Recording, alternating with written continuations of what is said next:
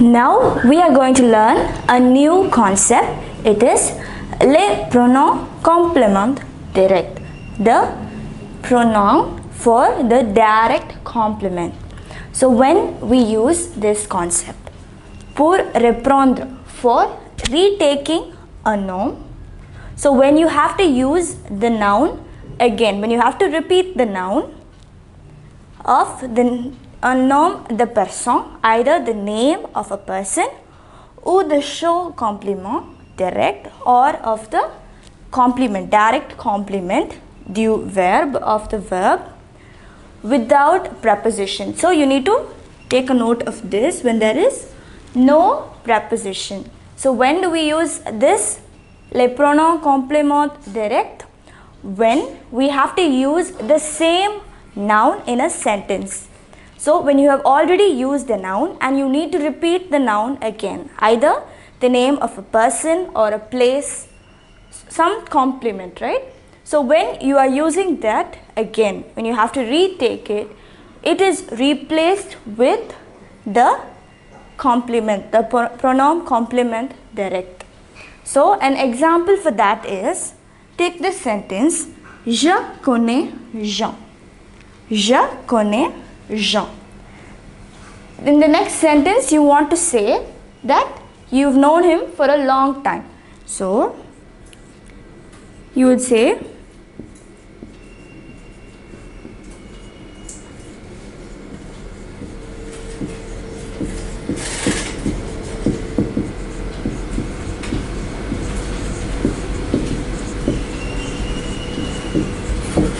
je connais Jean depuis longtemps. That is how you would say this sentence.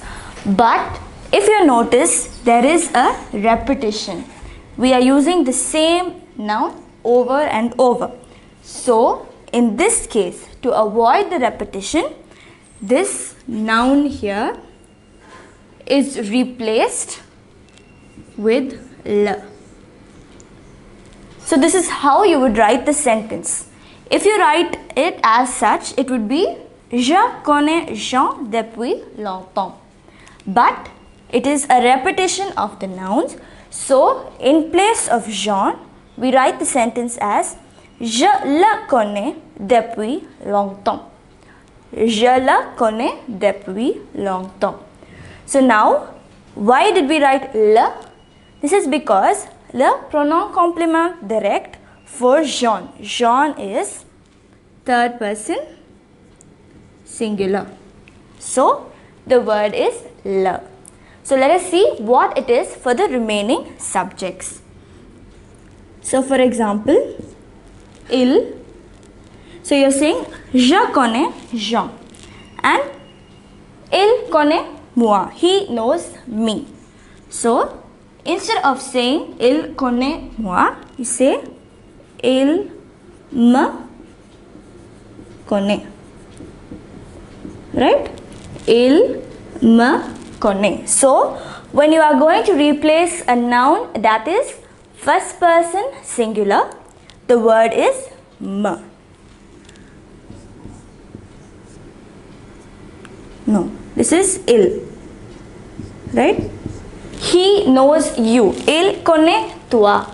Now we are going to replace the noun that is second person singular. We use te. Il te connaît. Il te connaît. Then, like I told you, for third person singular, if it is masculine, you say il le connaît. And if it is feminine, il la connaît. So this is actually very simple. You have to look at what is being replaced. So here we do not have to look at the subject or the verb. Nothing matters. It's just that which of the verbs are we replacing. Now the verb that needs to be replaced, is it in the first person, second person or third person, singular or plural, masculine or feminine. So depending on that, we replace it with these words. Now, when the noun to be replaced is in the first person plural. So here it is nu. Il, nu, kone. When the noun to be replaced is in the second person plural,